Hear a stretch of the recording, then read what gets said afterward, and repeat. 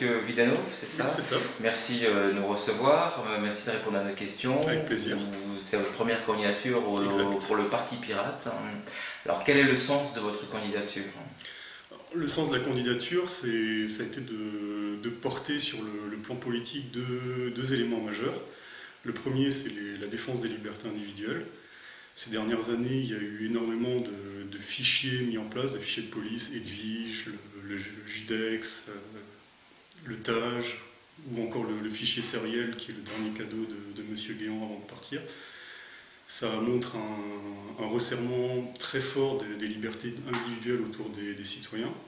Donc le premier point que je voulais défendre en rejoignant le Parti Pirate et en me portant candidat aux législatives, c'est de montrer que les Français s'inquiètent aussi de la défense de leur liberté et pas seulement des aspects économiques de leur vie.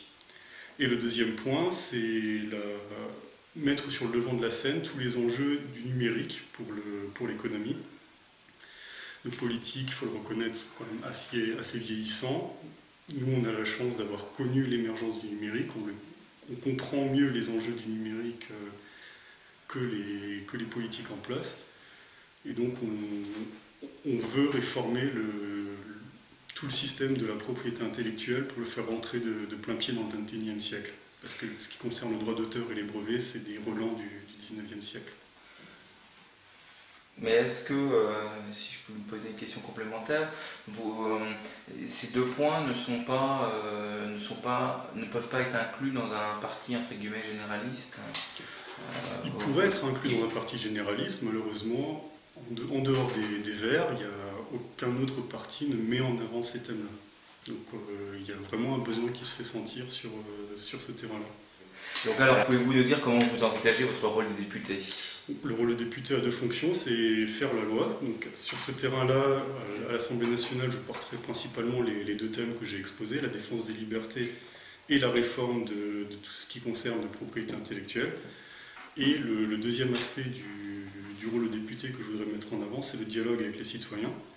Et sur ce plan-là, le Parti Pirate a une position qui est très novatrice, qui consiste à faire participer directement les citoyens à l'élaboration des politiques publiques, via un système de démocratie participative. Donc c'est déjà mis en place en Allemagne dans le Länder de Berlin, ça fonctionne très bien, on le teste en interne à ce moment-là et c'est quelque chose que je voudrais réellement mettre en œuvre ici. Alors, quelle est votre position vis-à-vis de votre vision de l'Europe? On a vu lors de la dernière campagne que l'Europe était responsable de tous les maux. Bon, généralement, quand ça va mal, c'est toujours la faute de l'Europe. Pourtant, les gouvernements successifs ont tous été co-décideurs d'une manière ou d'une autre des institutions qui existent aujourd'hui, soit en force de proposition, soit en force de blocage. Quelle est votre vision de l'Europe? À titre personnel, je suis extrêmement pro-européen. J'ai énormément d'amis d'autres pays de l'Union européenne, ma femme est membre de l'Union européenne, donc je suis pour l'Europe. Après, le fait que les politiques actuelles,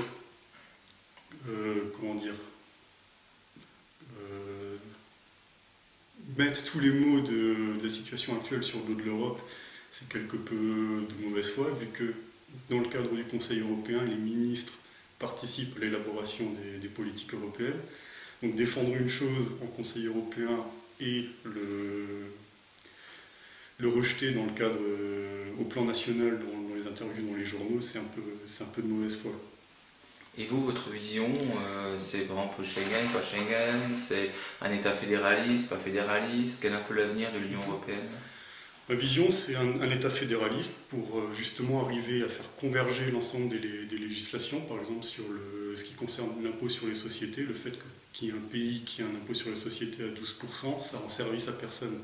Les entreprises se relocalisent juridiquement dans ce pays, ça fait perdre des impôts à tout le monde. Vous parlez d'Irlande là par exemple. Voilà, exactement, vous ne voulez pas le nommer. On peut nommer les choses.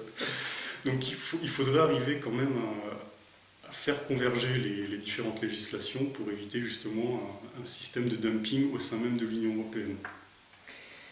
Alors, deux points strictement locaux, mais qui dépendent totalement de l'État.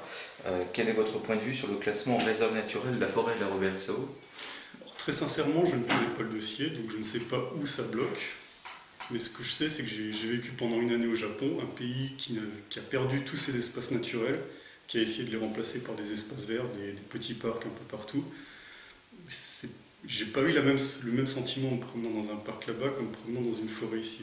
Donc, je sais que avoir des espaces naturels protégés est extrêmement important pour le bien-être des citoyens.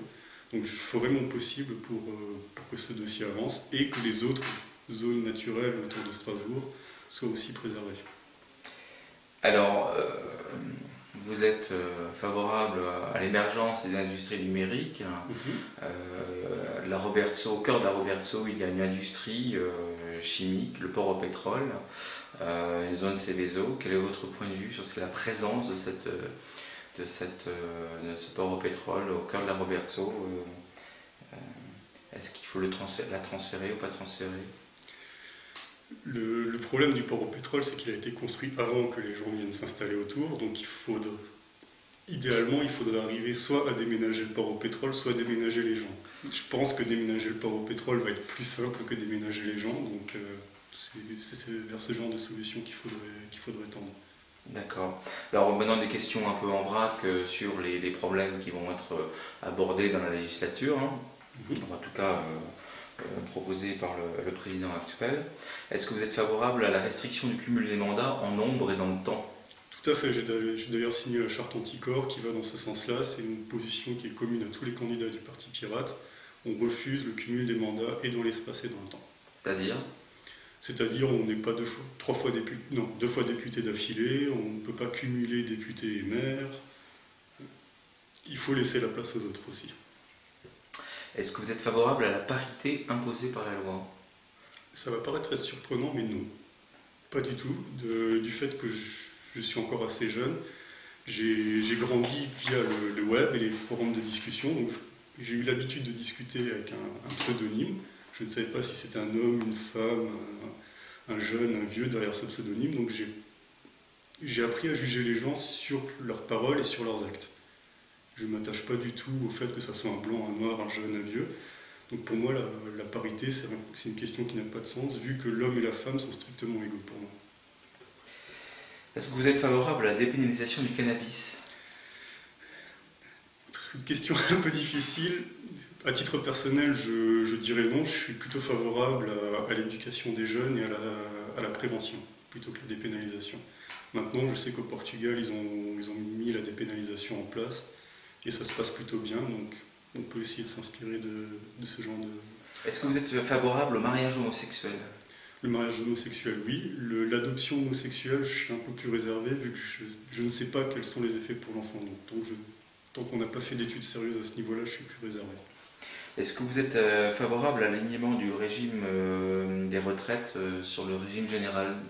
Le régime des retraites des députés sur le régime général? Une retraite pour tout le monde, fonctionnaires, députés, salariés du privé, un système de retraite. Est-ce que vous êtes favorable à l'extension du travail le dimanche? À titre personnel, je travaille tous les jours de la semaine, donc je suis mal placé pour parler de ça, mais j'ai conscience que pour pas mal de personnes, la vie de famille a une place extrêmement importante, donc il faut laisser la possibilité aux gens d'avoir quand même un jour de repos commun à tout le monde dans la semaine.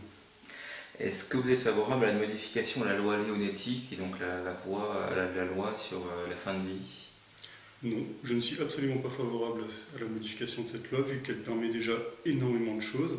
Malheureusement, ça pêche au niveau des médecins qui ne sont pas informés de ce qu'est une personne de confiance. Pour la plupart des médecins et du personnel hospitalier, la personne de confiance correspond à la personne à prévenir, alors que c'est une personne qui a quand même un gros pouvoir décisionnel sur les soins que le malade doit avoir. Et dans le cadre de la fin de vie en elle-même, la fameuse euthanasie, les médecins peuvent déjà, pas euthanasier directement, mais administrer des soins palliatifs qui ont pour effet secondaire d'abréger la vie de la personne. C'est une euthanasie déguisée. Il faut juste informer les médecins sur comment ils doivent pratiquer et ce qu'ils peuvent faire. Est-ce que vous êtes favorable à la suppression du concordat? Pas du tout. Le concordat, ça fait partie de l'histoire de la région. Et pourquoi le supprimer alors qu'il fonctionne très bien? Est-ce que vous êtes favorable à l'extension du concordat à toutes les autres religions? Oui, avec juste un petit bémol, c'est qu'il faut savoir exactement ce qu'on entend par religion, parce que sinon on va avoir des prêtres de la grande licorne rose, corne blanche, qui qui vont se déclarer religieux, et donc ça risque de poser souci. Dans le principe, oui, dans la pratique, il faut mettre quand même quelques limitations. Est-ce que vous êtes favorable au vote des résidents étrangers payant des impôts locaux, aux scrutins locaux? Le strict principe de réciprocité, si les résidents étrangers peuvent voter, il faut que les résidents français habitant dans ce pays étranger puissent voter aussi. Donc c'est déjà le cas au sein de l'Union européenne. Et je suis favorable à ce que ça soit même étendu pour les scrutins nationaux, présidentiels, législatifs, à la condition de la réciprocité. Alors question bonus, le Parti Pirate est un jeune parti en France. C'est quand même très paradoxal de s'appeler Parti Pirate, donc par essence de s'affranchir de toutes les règles, et de rentrer dans un cadre totalement légal. Et je veux dire, il n'y a pas plus légal que des élections, et particulièrement celle-là, parce que vous faites la loi. Exactement. Alors, le côté pirate, on l'assume totalement. C'est une petite blague par rapport au fait que le parti est né suite au constat que la plupart des politiques traitaient les gens qui échangeaient les fichiers via Internet de pirates. Alors qu'en fait, auparavant, on s'échangeait des CD physiques avec des amis, ça posait de problème à personne. Donc pourquoi un fichier numérique, ça poserait des problèmes sur le principe est le même. Mais on traitait ces personnes de pirates. Donc le parti est né de ce constat-là, et on assume ce côté-là parfaitement, il n'y a aucun souci. Vous pensez faire quel score au soir du premier tour? L'objectif national est d'arriver à avoir 1% sur 50 circonscriptions pour que le parti puisse bénéficier des financements publics et pouvoir réellement se lancer, vu que maintenant c'est un peu la croix et la bannière pour arriver à se faire entendre. Et à titre personnel, 5%, ça serait pas mal. D'accord. Bon, bah écoutez, merci beaucoup de nous avoir consacré un peu de temps et d'avoir répondu à nos questions. Merci. Je vous souhaite une belle campagne. Merci.